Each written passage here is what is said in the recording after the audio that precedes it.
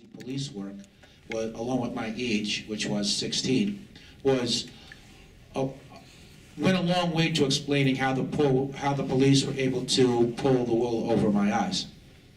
The other factor was that one of the police techniques was the good cop, bad cop routine, otherwise known as Mutt and Jeff, in which half the time, in which one officer would take on a more aggressive role, whereas a partner would pretend to be a friend who is opposed to what's going on, yet somehow powerless to intervene.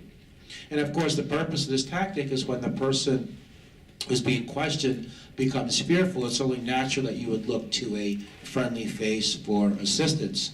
And so that directly intersected with my coming from a single-parent household in which my father was never involved in my life in any aspect. And so I began to look up to the cop who had been pretending to be my friend as a positive adult male role model.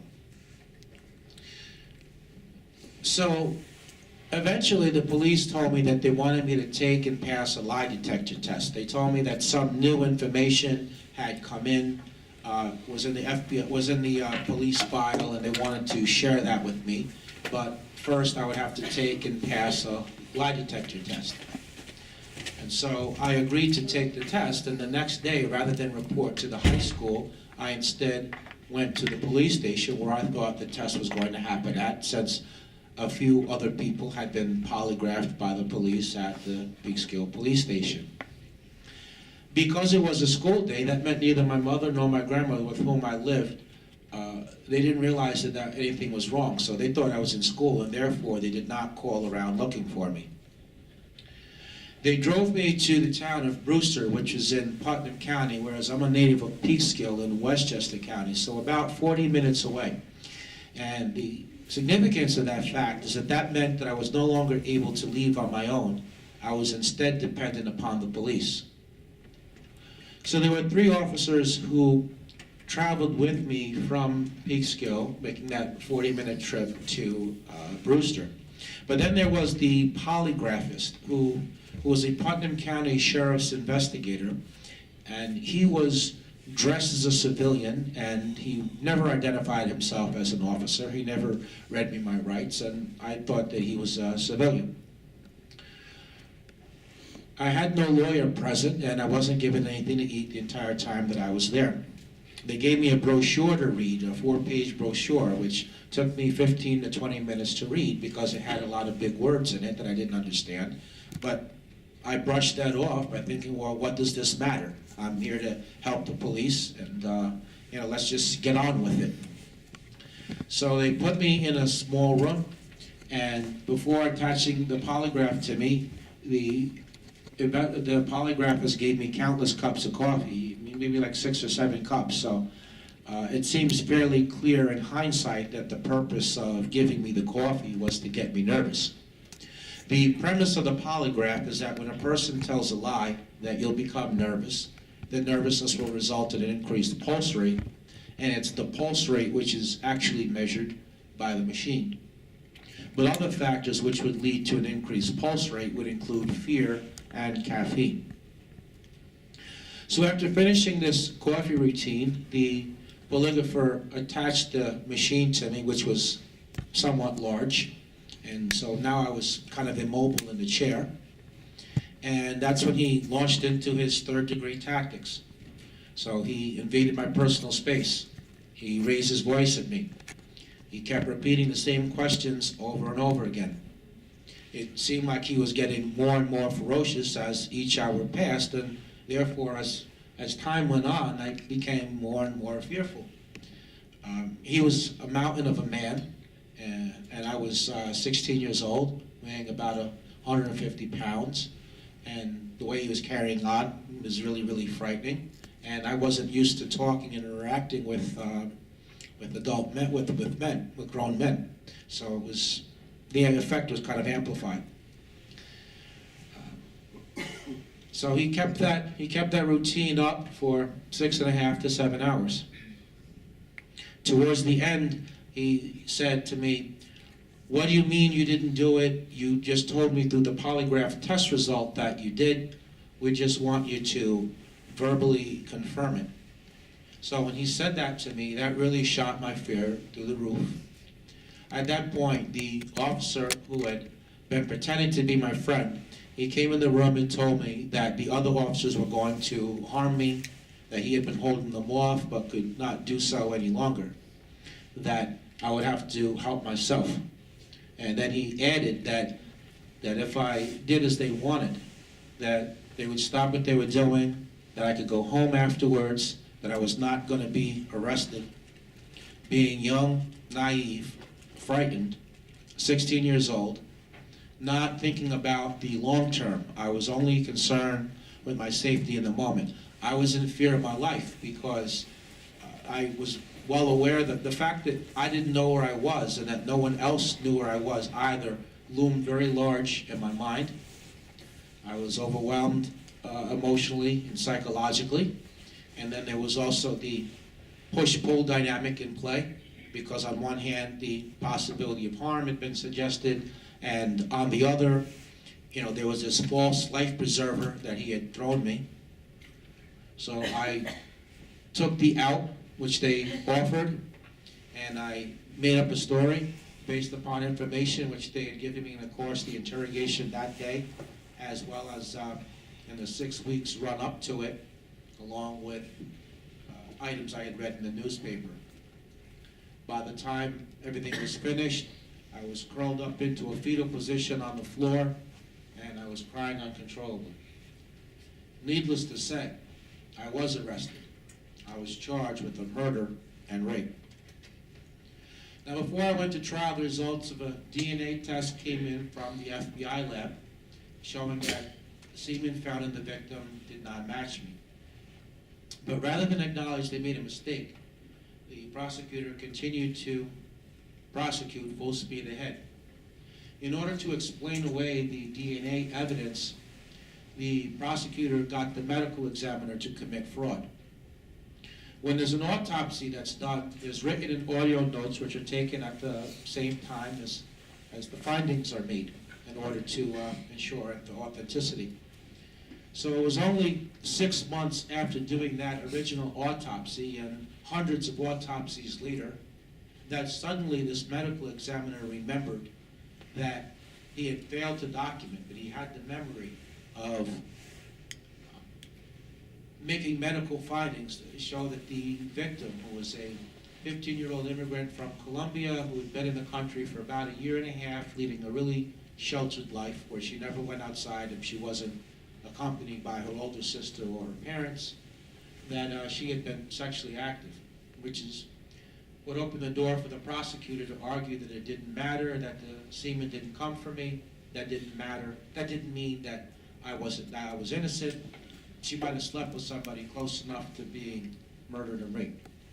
So in other words, in order to wrongfully convict me, the prosecutor was willing to trash the reputation of the victim, who had already lost her life.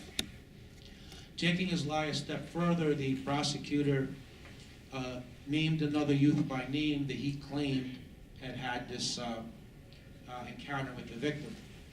But he never had a DNA test result done, to prove that.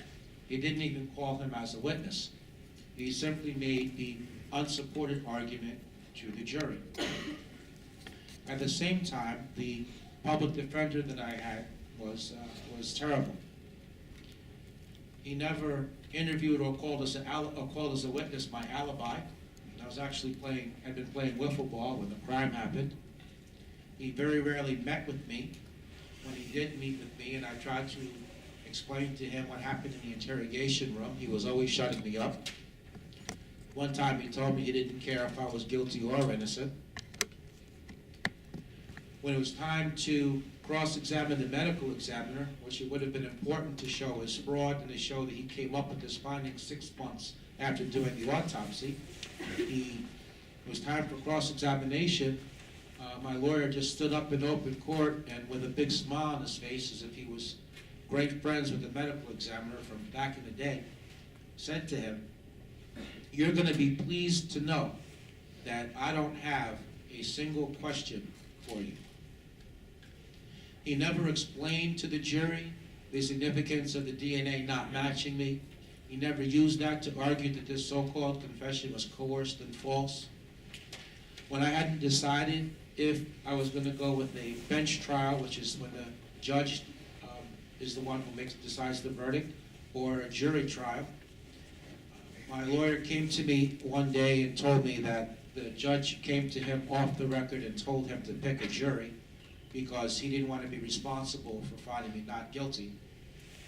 My lawyer was supposed to put that on the record and ask the judge to recuse himself because a statement like that shows bias and suggests that perhaps he's feeling some public pressure because every time I made a court appearance, it was a major media moment that with virtually all of the coverage from a guilt presumptive oriented perspective. I wanted to testify at the pre-trial hearing, which courts hold when statements have been made by a defendant. The judge has to hold a pre-trial hearing to determine whether all the statements were voluntary and whether or not the suspect waived their Miranda warnings. So my interrogation had not been videotaped. It hadn't been audio taped. There was no signed confession. It was just the cop's word. And as a result of that, they were able to leave the threat and false promise out of their testimony.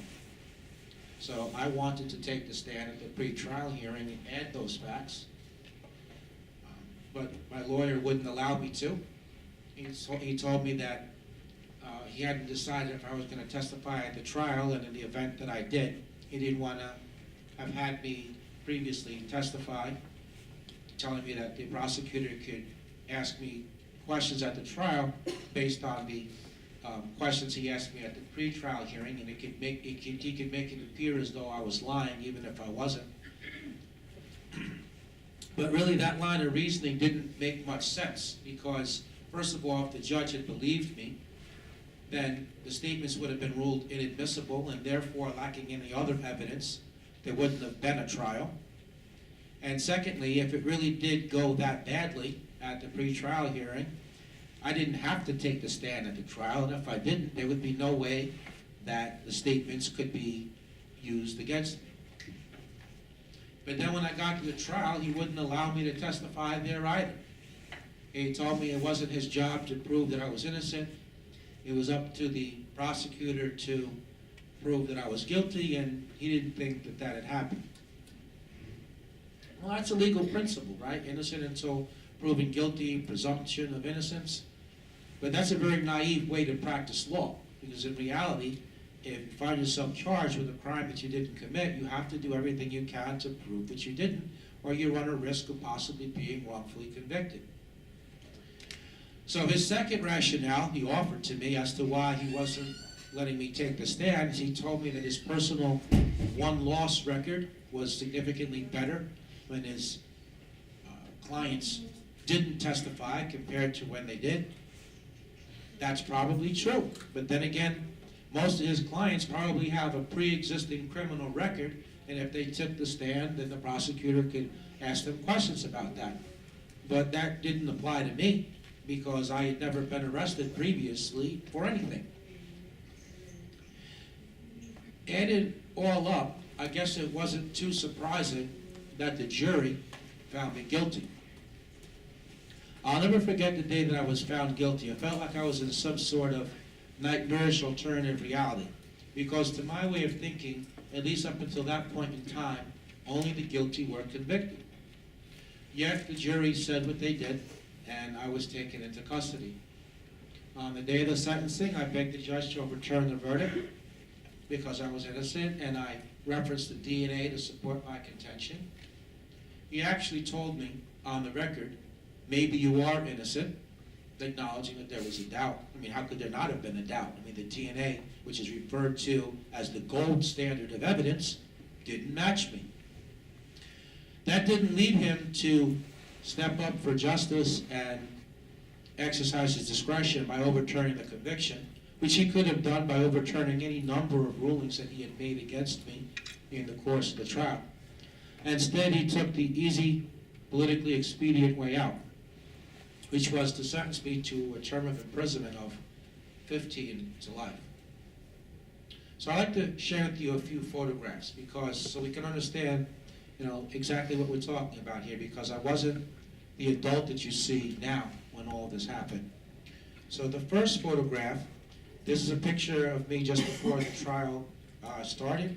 So this is on my 17th birthday. I had been arrested at 16. I got bailed out, and I turned 17 shortly before the trial started. So that's a picture of me and my mother. This is a picture of my mugshot.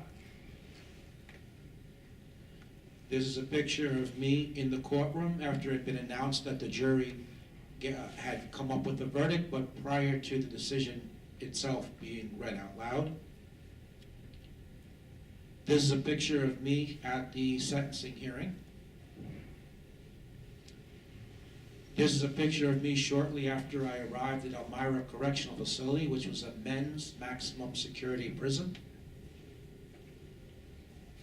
The picture is my aunt is with me.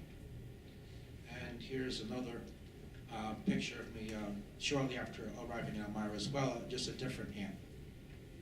So as you can see, to be in a men's maximum security prison, that's very dangerous. I'm lucky to be standing here.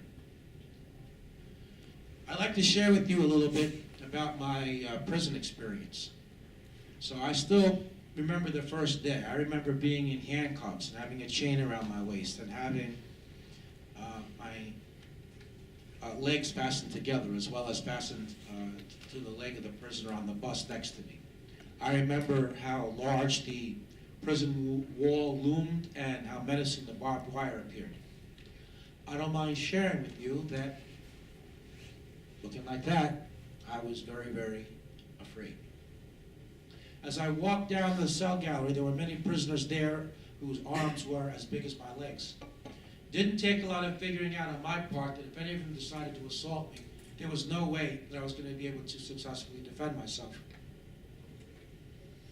I also had the built-in handicap of knowing that if any of the prisoners discovered what I was incarcerated for, which was a rape along with the murder, that would serve as motivation on their part to assault me. Because in prison there's a vigilante mentality towards people who have been convicted of sex offenses. The guards themselves were obstacles. To be sure, some were professional and did their job. Yet there were others who came into the prison and displaced their frustrations from their personal life onto the prisoners. Then there were others who even their peers disliked them because the manner in which they conducted themselves on a day-to-day basis made it likely that prisoner-to-staff violence could happen or maybe even that a riot could ensue. But nobody ever bothered to reel them in, not their co-workers nor the people who supposedly were there to supervise them. Then there were guards who just wanted to do their 8 hours and go home, and they didn't care what happened while they were there.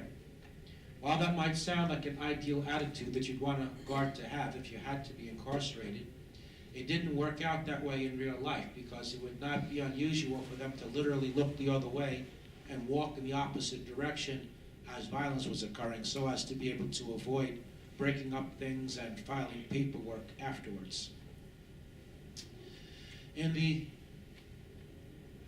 There was a system of maintaining order in the prison known as keep lock, which involved a variety of sanctions being imposed on the prisoners if they were found guilty of having broken a prison rule. Those sanctions included being kept in the cell 23 hours a day out of the 24. They would send you less food. Sometimes the food would be 3 or 4 days old.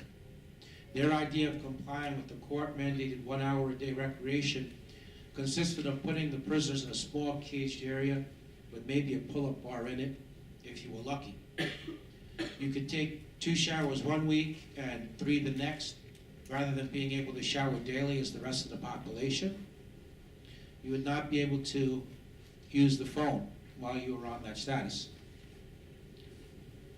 In the facility in which I spent 13 and a half of the 16 years, Elmira, it was particularly violent there. There were 3 or 4 stabbings or cuttings every day. There was plenty of violence that did not involve weapons, and there was a lot of gang activity. Taken cumulatively, there was a general environment of violence and adrenaline that permeated the air. There were a bunch of times in the course of my incarceration that I was assaulted, one time in which I nearly lost my life. I got hit multiple times in the side of my head with a 10-pound weight plate. In addition to dealing with that physicality, I was subjected to those sanctions which I mentioned, because in prison, if you were trying to defend yourself, then that meant that you were fighting. In my mid-20s, there were several times I couldn't bring myself to simply stand there and watch as people I had eaten, drank, and played sports with were assaulted right in front of me. And therefore, I helped to physically ward off attackers. But then the price that I paid for my ethical decision was that I was subjected to those sanctions. When I was originally sent to Elmira, my mother used to make the 4-hour trip from Peekskill to Elmira a couple of times a month. But as the long years wore on and things tightened up a little bit financially and she began to have some problems in her feet and her back, I began to see her less and less until eventually I was lucky if I saw her once every 6 months. I had several sets of aunts and uncles that would visit me and then disappear for 3 years and visit again and disappear for another 3 years. I have a brother who's 3.5 years younger than I am, and he also was impacted by my wrongful conviction. The kids on the school bus used to tell him that his brother was a rapist, and they would say other nasty things, and they would try to hit him and stab him with pencils. I guess being unable to get to me, he was the next best thing. Eventually, he dropped out of school, and he has yet to return. In 1996, the prison authorities told me they received a phone call from a hospital telling them that my grandmother was extremely sick and was not going to make it, and therefore they wanted to know, did I want to wait until she passed away and then go to the funeral, or did I instead want to go see her while she was in the hospital, yet in a coma, and skip the funeral? So it was a very difficult decision to try to make. There were lots of people in my extended family who had never come to see me and who I knew good and well were never coming to see me, so long as I was there in the prison. And so, considering that I was doing a 15 to life sentence and that I had lost several appeals by that point, this funeral service represented the last clear opportunity that I would have to visit with some of them, to see them. Nonetheless, I made the decision to go see her while she was alive, yet in the coma. I've always gotten motion sickness when I go on long trips, and so one of the ways to protect yourself from getting sick is to eat before you begin the journey. We left Elmira for Peekskill early in the morning prior to the population having been served breakfast. The guards were given funds with which to purchase breakfast items for themselves and for me. But while they had a full complement of breakfast, I was simply provided with a cup of coffee. And as a result of that, I got extremely sick, and they had to stop the car several times because I was on the verge of vomiting. Yet, because I had very little in my stomach, thankfully none of it came out, which, had I gotten any of it on me, I wouldn't have been able to wipe it off. I had on handcuffs and a chain around my waist, and I couldn't move my hands at all, and the guards weren't willing to loosen anything, even though all manacled up like that, and two of them, and both of them with sidearms, I posed no threat to them at all in that condition, but there was no reasoning with them. When we finally got to the hospital, they parked the car as far away from the hospital doors as possible so as to be able to parade me through the parking lot, again keeping in mind those handcuffs and the chain and my legs being fastened together. There was a child playing that was maybe 5 or 6 years old, and the mother grabbed the child and brought her close to her upon seeing me. I felt like I was some kind of a violent animal that was going to commit a spontaneous act of violence right there on the spot. Definitely a humiliating situation. When I got to the room to visit with my grandmother, it was time to leave. The guards told me that my hour was up. And I looked up on the clock and saw, in fact, that it had only been 15 minutes. But they insisted it had been an hour, and they forced me to leave again parading me through the hospital corridor. This time I was given something to eat, thankfully. However, 45 minutes after having initially arrived there, the parking space where the car had been sitting, it lent itself to the sun beaming through the windshield, and so by then the car had become quite hot. The guards turned on the air conditioner of the car, but because there was plexiglass fully separating the back of the car from the front, none of it reached me, and they were not willing to open the windows even a fraction of an inch. So all told, I suffered for about 8 hours in aggregate in order to visit with my grandmother for less than 1 hour. As my prison sentence neared its conclusion, at least the minimum part of it, the prison authorities told me if I wanted to have any chance at all of making parole, which is already a slimmer than slim possibility as it was, I was going to have to take and complete the sex offender training program. The problem with taking that program, however, was that there was an explicit guilt admission requirement. Everybody in the class would be expected to admit guilt, not just to the other prisoners, but to the instructor as well. Simply saying that one was guilty wouldn't cut it. They wanted all the details. A verbal rendition wasn't enough. They wanted it all in writing. Failure to complete any aspect of that would result in immediate removal from the program, with the prisoner being deemed to have refused to have completed the program. So as you might imagine, it was one hell of a catch-22, one hell of a conundrum to be in. Now by that point, I was looking at parole as a potential means of regaining my freedom, and certainly I wanted to do that before anybody else in my family passed away. So after about 2 weeks of wrestling with the decision, finally I decided that I was not going to take the program. I couldn't bring myself to give a description of committing a crime that I knew that I was innocent of.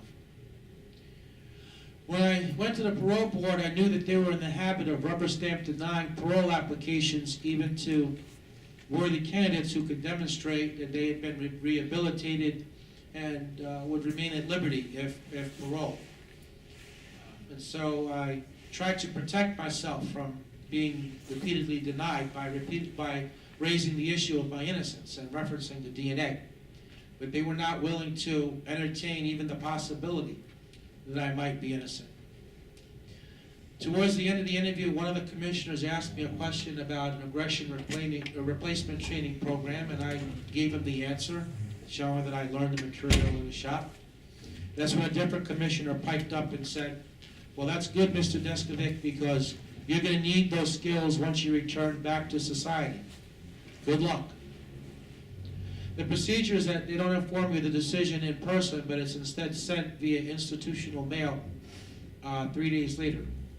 Considering how that interview ended, I actually walked around the prison for the next 3 days thinking that I had somehow defied the odds.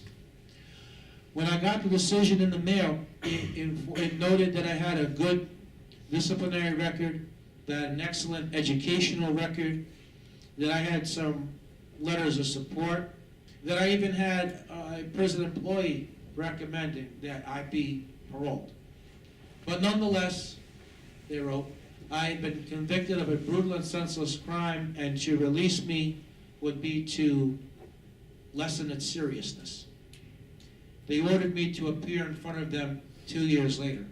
And at that point, knowing a lot of people that were working on years 25 and 30 off of a 15 to life sentence, in which they would go to the parole board and be turned down and ordered to appear 2 years later and be turned down again, and having that cycle continue in a seemingly never-ending cycle of perpetuity, I felt fairly certain that I was going to die in prison for a crime that I didn't commit. While all that was happening, and many more things I'm going to skip over, I was simultaneously appealing my case throughout the system. I went to the appellate division, the first court that one must go to, where my primary issues on appeal were my innocence based upon the DNA. That was wrapped around the legal arguments that there was legally insufficient evidence that the prosecution had not proven guilt beyond a reasonable doubt, and that the verdict was against the weight of the evidence. The court rejected that argument by writing that there was overwhelming evidence of guilt, which I still don't understand that ruling to this day, considering, again, that the DNA didn't match me and all they had was this so-called confession obtained under highly questionable circumstances. I raised the issue of that the statements were obtained in violation of my Fifth Amendment rights. But the court ruled that I had not been in custody, that I was free to come and go, and it ruled that the statements were not involuntarily taken from me. And then they finished their decision in one sentence, dismissing my other 6 legal issues by simply writing that they had examined the rest of the issues I raised on appeal and found them to be either without merit or not preserved for review. And I was turned down. Now, as terrible a decision as that was the most substantive decision that I ever got from an appeals court. My lawyer moved to re-argue the case in front of them, pointing out how their decision was running contrary to the facts and the law, but the re-argument motion was denied. The New York Court of Appeals declined to give me permission to appeal to them, so I lost there. I lost in federal court because the court clerk gave my lawyer the wrong information regarding the filing procedure, and as a result of that, my paperwork arrived 4 days late, which the district attorney's office got the court to rule and agree that my being 4 days late was more important than the issues that I was raising, again, including my innocence issue based on the DNA. When that happened, I was no longer able to argue my case directly, the issues directly. I had to argue and try to convince the court that that procedural ruling was inaccurate in order to get that reversed, in order to then have my issues looked at. So I appealed to the Federal Court of Appeals, and I got permission to appeal to them on the procedural issue. And my lawyer argued that upholding a ruling like that would cause a miscarriage of justice to continue, which kind of links back to the DNA issue, my innocence, at least as a contextual issue. And she argued that this was not a lateness caused by me or my lawyer, but instead by the court clerk, which seems like a reasonable enough argument to me. And that overturning the procedural ruling would open the door to more sophisticated DNA testing of the type which would go on to clear me 7 years later. Once again, the district attorney opposed, and once again, the court ruled with the district attorney. That meant we had one court left to go to, the United States Supreme Court, which nationally agrees to hear only 2 to 5% of the total number of cases that come in front of it. Yet, having no other choice, having no other court left to go to, we had no choice but to forge ahead. But I was not able to overcome the odds. As expected, the U.S. Supreme Court declined to give me permission to appeal to them. That marked the end of my appeals and the end of legal representation. That was in 2001. The path, therefore, at that stage to regaining my freedom was that I would first have to obtain a lawyer to represent me for free, because I didn't have any money with which to hire one.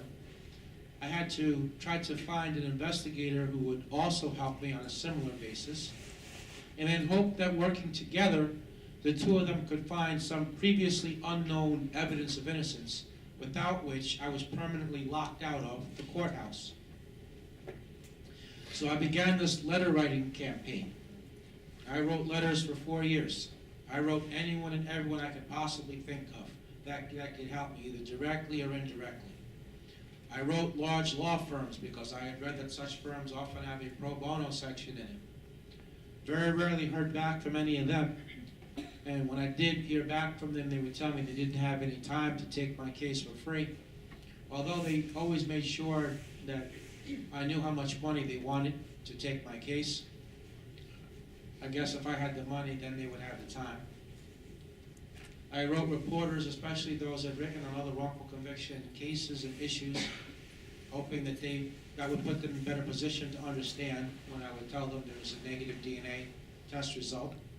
Maybe they would dig around and write an article or two, and in that way my case could come to the attention of the necessary legal help that I needed, as I had read it happened in a few other cases, except that I never heard back from any of them. I wrote churches and faith-based organizations reasoning that their belief in God, in whatever form or faith that might take, would cause them to be against injustice and in favor of justice, and by extension, favorably disposed towards me. Perhaps there was a parishioner that was an investigator or an attorney that they could prevail upon to take my case. Or maybe they'd be willing to raise the money so I could hire the necessary legal help. Only I never heard back from any of them. I wrote book authors and all types of people. If I could come up with an action that they could take that could set in motion a chain of events that could ultimately culminate in my getting legal representation, I wrote the letter and I took the chance and I pointed it out. So I did that for about 4 years. Eventually I wound up in touch with an investigator by accident. I was writing a book author in care of a publishing company. But somebody at the publishing company instead sent the letter to this investigator who wrote me right away. She informed me that my case was too far away for her to work on, but that she would be willing to help me do the networking. And so for about a year, we corresponded, and she gave me ideas, and she attempted to get people to take my case, and she suggested different ideas. One of her ideas proved to be the winning one. She suggested that I write the Innocence Project again, a nonprofit organization in Manhattan that works to free wrongfully convicted prisoners in those instances in which DNA testing can demonstrate innocence and in which no prior testing had been conducted. I originally wrote them back in 1992-93, but DNA was not as sophisticated then as it later developed to be, and so the technology was limited to comparing crime scene DNA evidence to a particular suspect. So when they would do the testing, they would then present the results to the court as as evidence that was newly discovered. So that wasn't an option when I wrote them, because the negative DNA test result had already been known. So they had never come across the case before in which there was an exculpatory result and yet a conviction had ensued.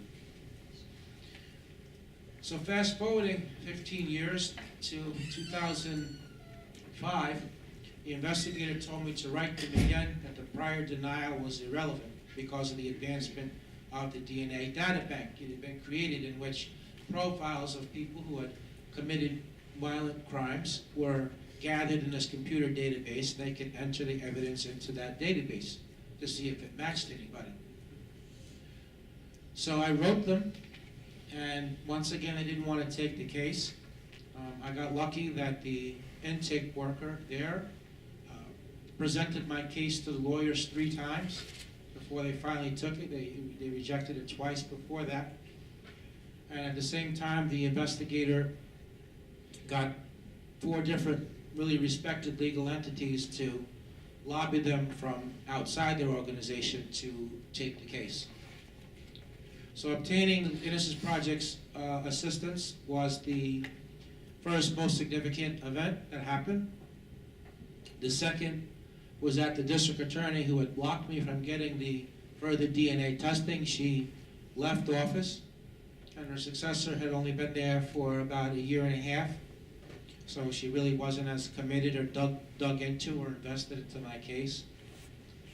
The backstory, as I understand it, is that neither one of them liked each other, and the DA who had blocked me from getting the testing was in the middle of her then campaign running for the New York Attorney General's race.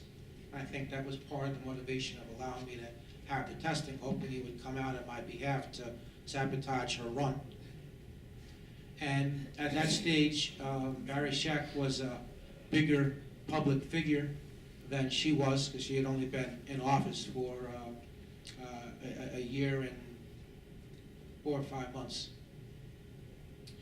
So getting her leaving office was the second most significant thing. And the third was we did in fact get lucky that the actual perpetrator's DNA was in the data bank, because left free while I was doing time for his crime, he killed a second victim who was a school teacher and mother of 2 just 3.5 years later.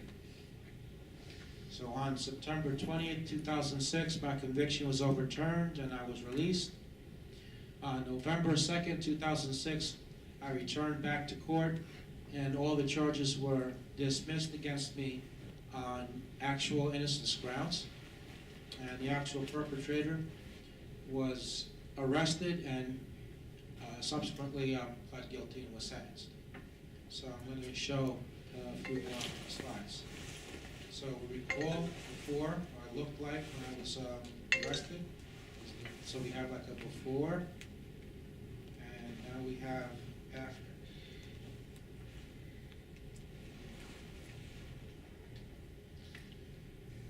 I'd like to share a little bit about trying to put my life back together again. The time of exoneration is, it's a very joyous moment in a way because an injustice has been corrected, but there is another long battle from there. It's not easy to put your life back together again after being through a traumatic experience like that, especially one that lasted for 16 years. So I had to get used to technology, cell phones, GPS, the internet, debit cards. None of these things existed before when I was originally incarcerated. The culture was changed in terms of the clothing styles, and neighborhoods that I remembered from different cities and towns were much different than when they were when I was before I was incarcerated. And so the cumulative effect of those 3 items, the technology, culture, and change in neighborhoods, made it often feel like this was like some sort of alternative universe. Like if you're a comic book reader, you remember the what if issues. What if some other decision happened and the hero's path in life took a totally different meaning. So it felt like that. It felt like that for me. It was awkward whenever I would see members of my extended family, because although I knew who they were intellectually, having memories of them from when I was younger, I was a different person by then, and so were they. And so the differences were much more pronounced rather than gradual and over time. I used to see a counselor. So I used to go to a counselor and dealing with the after effects of my experience. I used to go for 4 hours a week. I did that for 6 years in order to get to the point where I am now. I was never able to obtain gainful employment because I wasn't familiar with the technology. I never had worked doing anything previous, and all the potential employers always wanted somebody who could hit the ground running rather than having some patience for on-the-job training. So it was very difficult for me financially. I bounced around from place to place. One time I nearly ended up into a homeless shelter. I eventually got a job as a columnist, as a weekly columnist, which, they only wanted 1 article a week. So I was making $1,000 a month that I could rely on. And I was doing presentations and getting honorariums for that, but that's only when you get booked. So having money coming in was it was very difficult existence. I mean, I was not above putting cereal in a bowl and putting it in my backpack or carrying cans of tuna fish around. If I had to go to the city to see my therapist or my lawyers or anybody, because I couldn't afford to eat out. I could barely afford the trip on the train. There was a stigma. Very few questioned my innocence because the actual perpetrator was caught and arrested and the authorities say so. But I was in prison for 16 years. I was there wrongfully, but I was there. How much of that rubbed off on me? Is it safe to be alone someplace? with me. So my personal life, that has proven to be a very significant obstacle. So in a way, I still feel like I'm paying for the wrongful conviction even now. When I was released, I received a scholarship from Mercy College, which I used to complete the bachelor's degree because I was 10 classes short of a bachelor's. He gave me a full scholarship, so I have the degree in behavioral science. I graduated John Jay College in 2013 with a master's, and I'm in the process of finishing up my second year in law school in pursuit of my dream to exonerate people as an attorney. So after about 5 years of really difficult living, I finally was financially compensated, so I took some of the money and I started the Jeffrey Deskovic Foundation for Justice, whose purpose is to exonerate other people. We've been around for 5.5 years, and we've had some success. And so this is me when I started the organization. That's opening day. Present to my right with the red tie, that's Fernando Bermudez, who had been exonerated after 18 years in New York. To my left, with the bald head, dark skin, that's Jabbar Collins, who did 16 years. And you might recognize the fellow to his left, that's Raymond Santana of Central Park 5 fame, calling that case. So that's when I started the organization there, and they joined me. This is our first exoneree. This is William Lopez. We exonerated him after 23.5 years for a shotgun murder in Brooklyn, which he didn't commit. We joined his case the last year. He had pre-existing lawyers have been with him for about 9 years, so it's kind of like if a building is built but it's missing a section.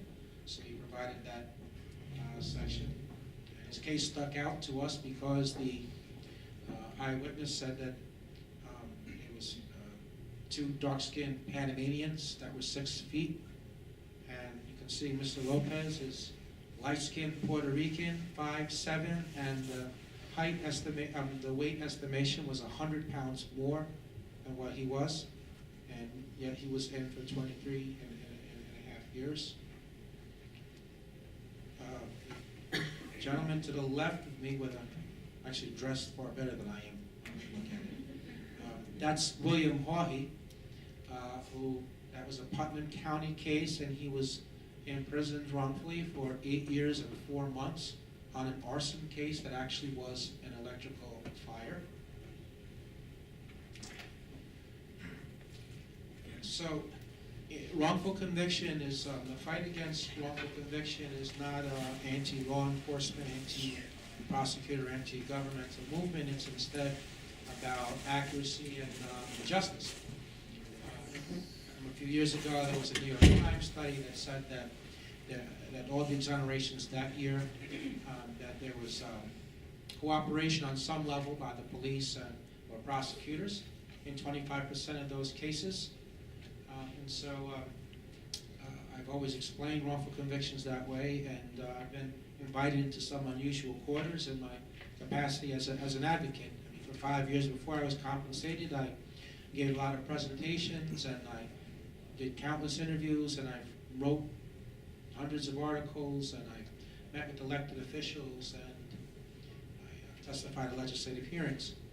But I also am certified actually here in New Jersey as an instructor in police academies, where I'm brought in for as part of the training for new recruits in terms of ethics and best practices. So here's a photo of that. You might see me, I'm the only person with a tie, but you see. So really happy to be accepted into those quarters, and I've done presentations in front of appellate judges. So the purpose of the foundation is to exonerate people and to help enact wrongful conviction prevention measures. I showed you 2 of our exonerees, but we also got another 5 people out through other legal means. So altogether, 7 people have their freedom through the assistance of the foundation. I want to change gears towards the last portion of my presentation and just discuss What is it that leads to wrongful conviction?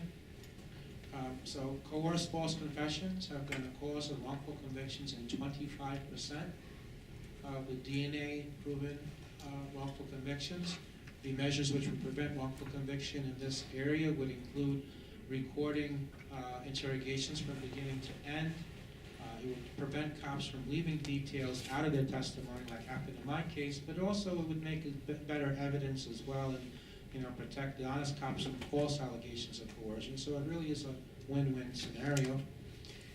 Allowing false confession expert testimony into the courtroom, which the experts, they don't testify about whether a confession is false or not. They just share with the jury or the judge what factors could lead an innocent person to falsely confess, because that information is not something that's generally known by the public.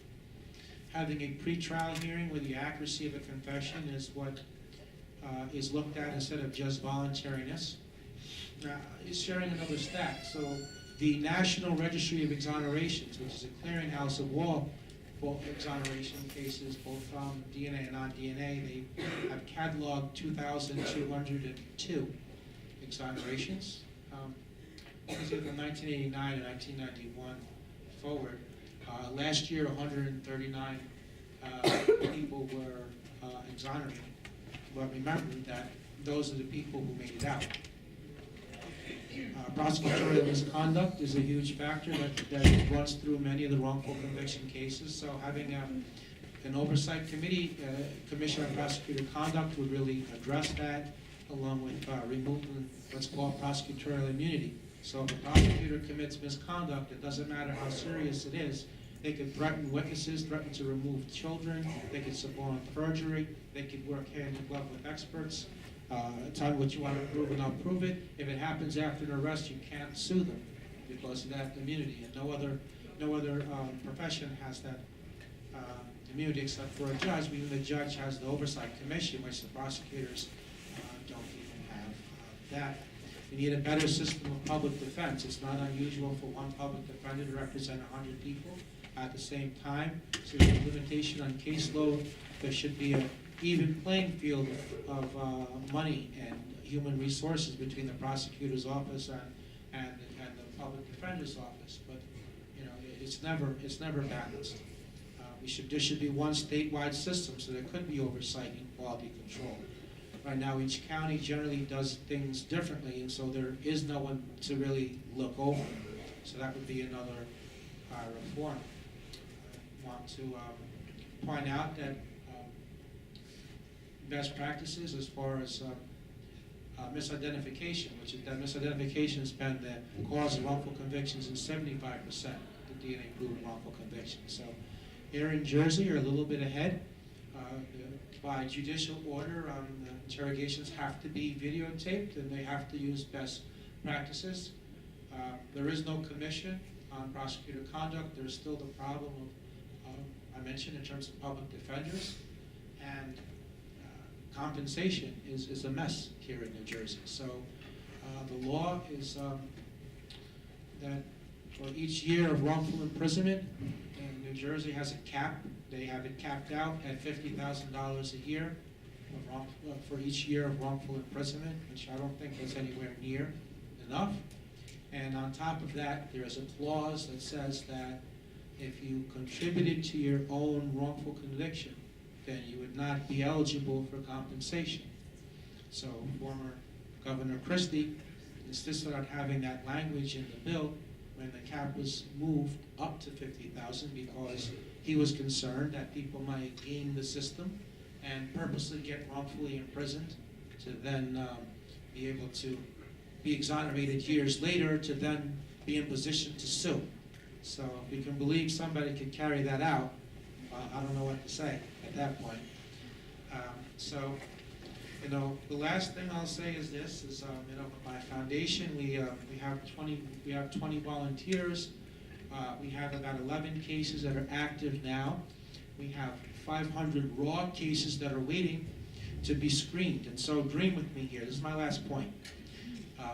So there's a crowdfunding site called Patreon, which is for people who want to donate on a residual basis. So dream with me for a second. Imagine if 25,000 people could afford to give up $3 a month on a recurring basis. That would allow us to hire 2 lawyers, 3 investigators, 3 paralegals, an executive director, an administrative assistant, someone to work on fundraising, and to give us a budget to have some fundraising events like galas. So if we could do what we've done on a shoestring budget, imagine what we could do with a full complement. So really, this is a young person's task, though, to help me make it go viral, whether that's social media, word of mouth, whatever it is. If it's not unethical, it's not illegal, everything goes. So if anyone is so moved by my presentation about wrongful conviction and you'd like to be involved, I have business cards, you could go to the site. Help me make it go viral. That's the thing. Because I know that there's a lot of people out there like me. My ultimate dream is one day have an office in each state and eventually each country, because this is a worldwide problem. I had never been arrested for anything in my life, and I was not a high school dropout. I was actually on my way to school when I was initially intercepted by the police. It happened to me. It could happen to you, student next to you, people you know, your neighbors. Thank you very much.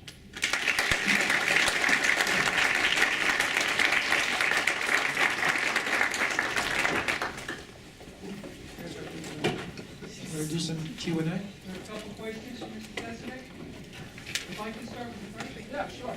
The individual who was ultimately identified as ultimately pled guilty, was he a classmate or somebody from the community that grew up or they knew? No, he lived in the community. He was 29 years old. He was a drug addict. I never saw him a day in my life. He was 29 when the crime happened. I was 16. The victim was 15. Okay, a couple questions, please. Do you think it's different then versus now when it comes to the system and how it failed you so many times? Yeah, absolutely. I mean, I know now that the system is broken and it needs to be repaired. Like I talked about some of the reforms now. So yeah, I wasn't aware of that before.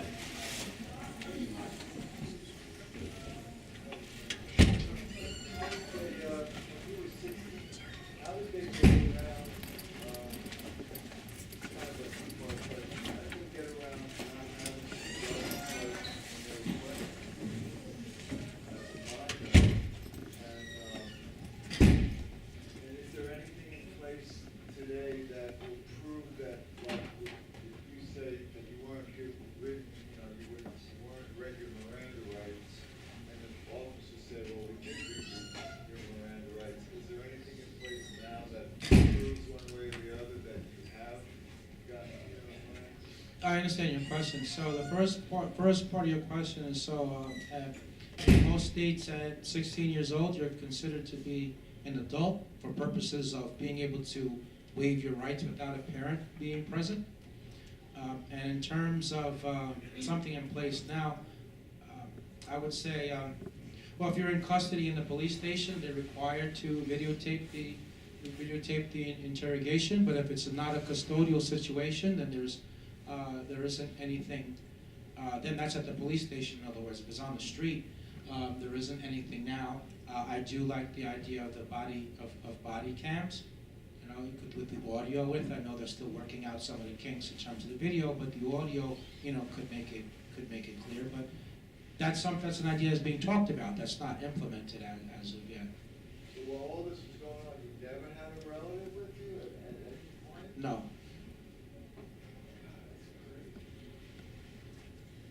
Sure. I know that, considering what you endured, it's disheartening. And I know that you are working on going into law enforcement, becoming an attorney. Correct. What are your goals? I know that you're advocating for those who are wrongfully convicted, but do you have any plans as well to, as the world changes, we're constantly coming up with different policies and accountability acts. Is there any point in your life or in your plan to come up with policies that will hold the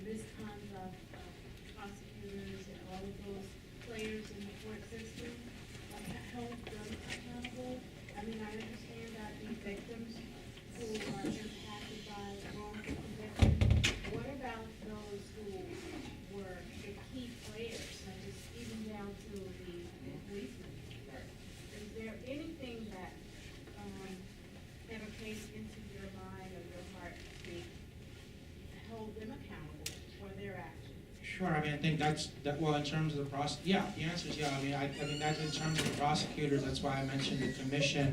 I'd love to see prosecutorial immunity be withdrawn. And again, we're talking about clear-cut intentional misconduct, not a gray area. And I think that when misconduct, like if it's, depending on what it is, I mean, if it's withholding evidence of innocence or threatening witnesses, threatening to remove children, I don't see why that shouldn't be a criminal offense. Like in California, it's a felony. They just passed that about a year ago. It's a felony, so I feel strongly about that.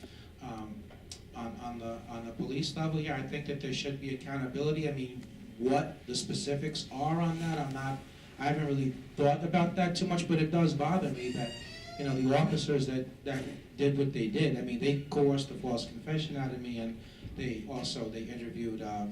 They didn't document 17 witness interviews that they did. It all told them that the victim didn't have a boyfriend. There was no consensual sex. So, although I had sued them, you also sued the municipality, and the municipality that they worked for is what? So they never paid a dime, and nothing ever. There was ever any punishment, you know. But if a civilian breaks the law, you can believe that incarceration and other things are going to happen. So I think there should be something in that area. The specifics of it, I'm not sure. The justice system being broken is certainly not limited to wrongful conviction. Mass incarceration is a big issue. A lot of people are in prison that don't need to be. A lot of nonviolent offenders. A lot of elderly prisoners who have they're just old and they're kind of aged out of crime. But then also there's another class of elderly and sometimes not so elderly prisoners that have very debilitating illnesses and sicknesses, and you know, I don't see the point of continuing to incarcerate them. I think that people who are model prisoners who've demonstrated that, I don't see what the purpose of incarcerating them is either. I think that drug usage, not drug selling, but drug usage should be a public health problem, and so alternatives to incarceration should be. The parole board is in shambles most places, so that has to be prisoner reentry. Prison reform, the amount of abuse that goes on and verbal abuse that goes on in prison with the guards. I mean, that shouldn't be allowed. There's way too much prisoner violence, prisoner on prisoner violence. Prisoner reentry is big. College education for prisoners is a very serious crime-fighting tool in that the recidivism rate is much lower for prisoners who have received college education, but yet we stopped having college education in prison back in 1995. So these are all secondary issues that resonate with me, and I'm always on the lookout to partner with organizations that are going to spearhead. I can't spearhead those issues, but I can parachute in at key junctures and lend my voice and, you know, the media that I am able to draw with me sometimes to that cause. Did you ever get to see your public defender again after you got out, or run into anyone back then who helped your conviction? Yeah. So when I sued everybody, they had to come to court and do depositions. So I was in the same room with them on the other side of the table, kind of like this table here, you know. But you're not allowed to speak to them though. So. Did they ever apologize or anything? No. The only person who apologized was the actual perpetrator, who apologized for remaining silent while I was doing time for his crime. None of the other people ever apologized. I mean, I got a symbolic apology from the judge in the court, but that wasn't the trial judge. I got a symbolic apology from the prosecutor at the post-conviction hearing where they agreed to let me out and everything, but that wasn't the trial prosecutor that was originally involved in my case. Any other questions? I just first just want to say that your resilience is remarkable, and your inner strength, because clearly there were so many points along the way at which you could have given up, and so I think that's truly amazing.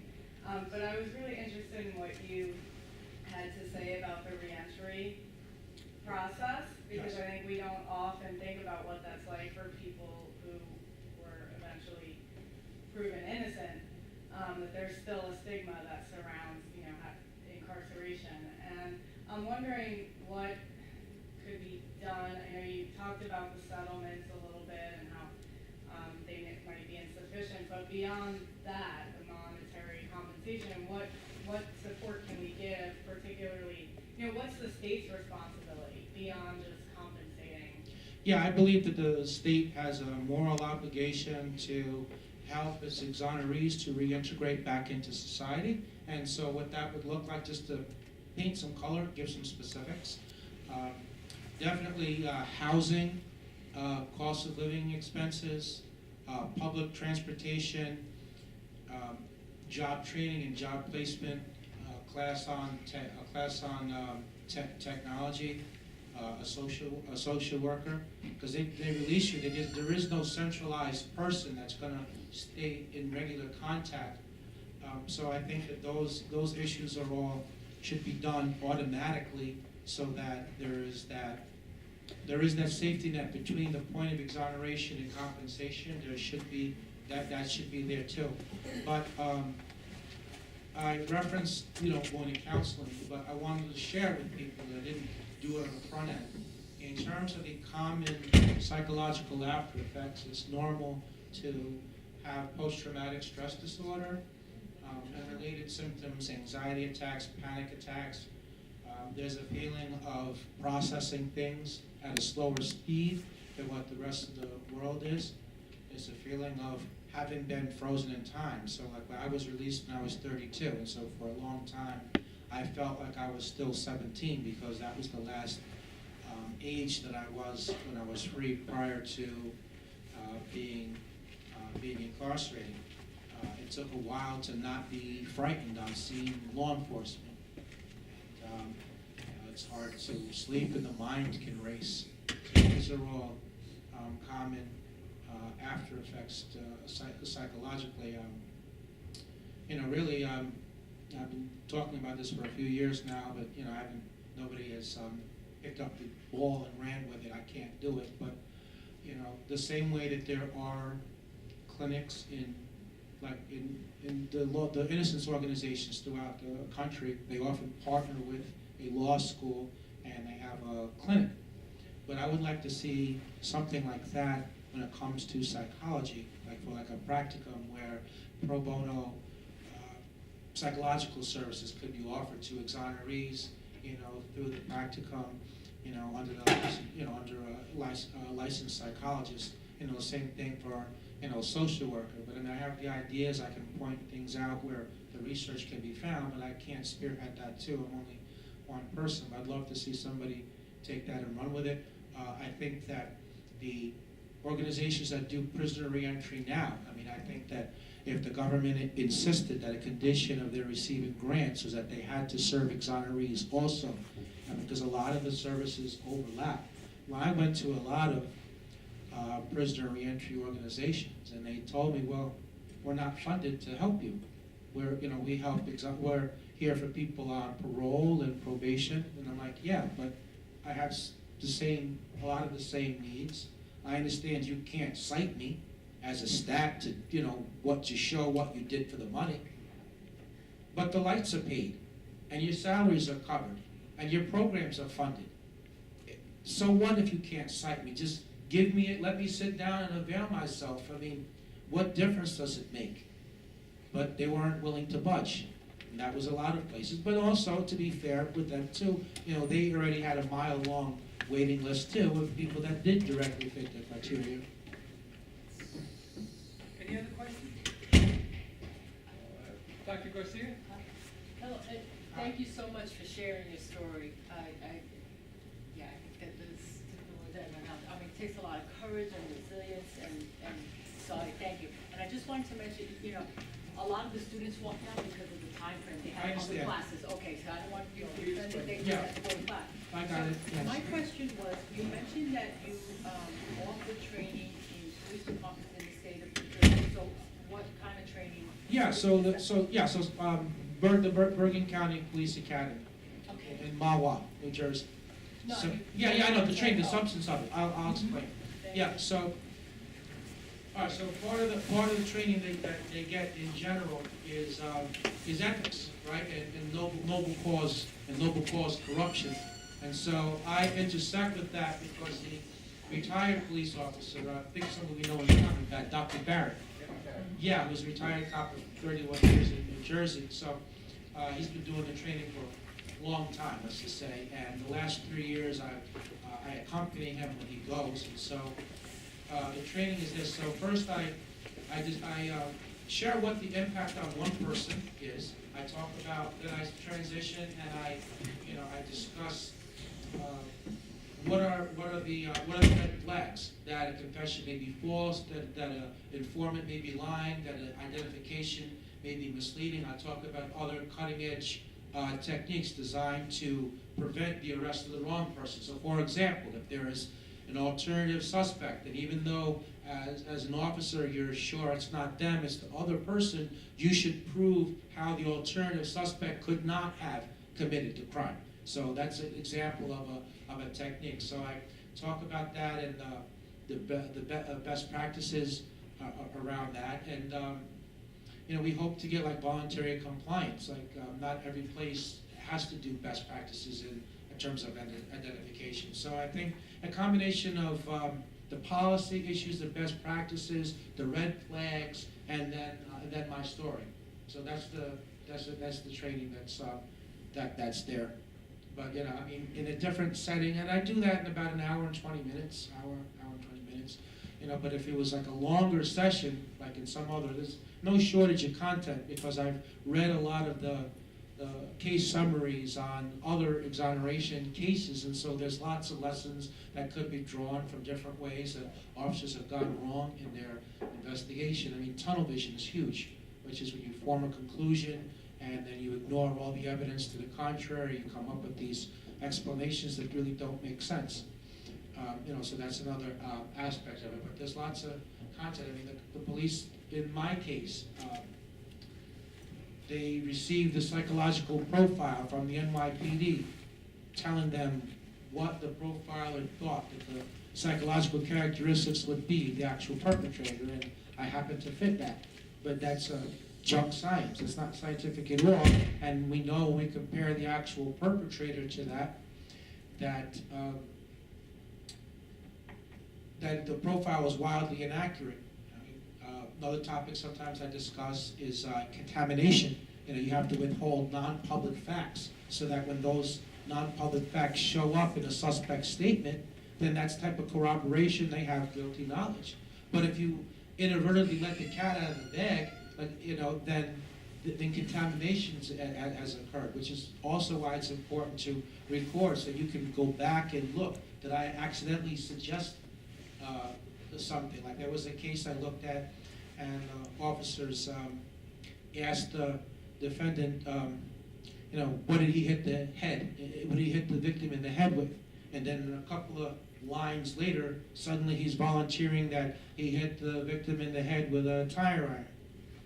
Okay? So that's an example of contempt. If you look at Making a Murderer, the interrogation of Brandon Dassey, where the officers are asking her, well, what happened to the victim's head? And he doesn't know, and they're badgering, and finally they just lost patience like super quick, and finally they volunteered to him. Did you shoot her in the head? And he says, yes. So what good is that kind of confirmation? Did that provide any kind of corroborate? It didn't. So that's just another example. And Sure. so, and thank you. Sure. I think that the most and this is just me, the most powerful, I think that your presentation, like in presenting to police officers, could be from the aspect of sensitizing Right. police officers. I spent 20 years in the New York City Police Department, and I'll be perfectly honest, when I first started out and you make an arrest, you don't really think about the impact. It's just the arrest. If it goes to trial, fine, but you don't really think about what it's like for the individual moving forward. You don't know what it's like in prison, you don't know what it's like, and so I think that first you have to find an audience or, police departments that's willing to bring to sensitize. Right. But, that's really powerful because officers do have to know these decisions that you're making, these are the impacts that it has. Right, and like you said, I think I agree with you. I think that is the most impactful stuff. But I like to do some of the other stuff. Right, but you're right. That is the most impactful thing. And just another thing I wanted to share, is when I encourage people, you know, not be afraid to look back on your work and to speak up if you think that you might have made a mistake. So in my case, the lieutenant who wrote the letter to the FBI lab asking them to expedite the testing, because he said that he was afraid there might be a serial killer on the loose, that they had me as a suspect, and that I denied, they haven't been able to get me to confess, they, you know, haven't gotten any other evidence, but that they expected the DNA would show I was guilty or exonerate me. But when the test came back and it exonerated me, meaning it didn't match, he never spoke up. He never went to the police chief. He never went as a lieutenant. He could have gone to the district attorney. He could have gone to the district attorney's supervisor. Heck, he could have got a meeting with the DA himself. He could have went to the AG. He could have went to the feds. He could have went to the newspaper. He could have did anything at all other than what he did, which is to just sit on it and not say anything and just basically sacrifice me for his career. Joe, we're gonna post the information on your foundation on our Facebook page and Awesome. our website. That's great. In addition to finance, what could these guys do to help? Are you looking for interns, Yeah, volunteers? yes, we're always looking for interns and volunteers. Yeah, definitely. Tremont Avenue in the Bronx. Correct, What do yeah. you say, Dave? Yeah, it is, it's in the Bronx next section. So there's, you know, there's tasks that, you know, need to be done in person, but there's also some things that could be done by remote control as well. You know, it's, limit is only just to our imagination, really. Jeff, you're an inspiration to all of us. Give it up.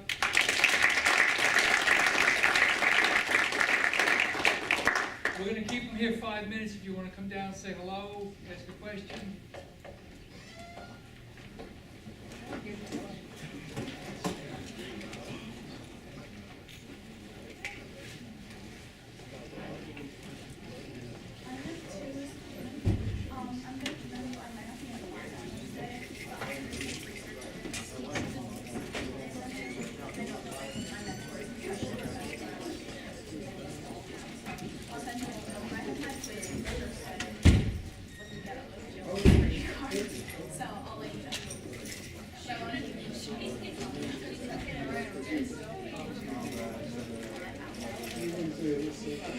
Yes. Oh, actually, I'm not gonna relate them. I can send you the attachment, but I have to put it like pieces that do. Thank you.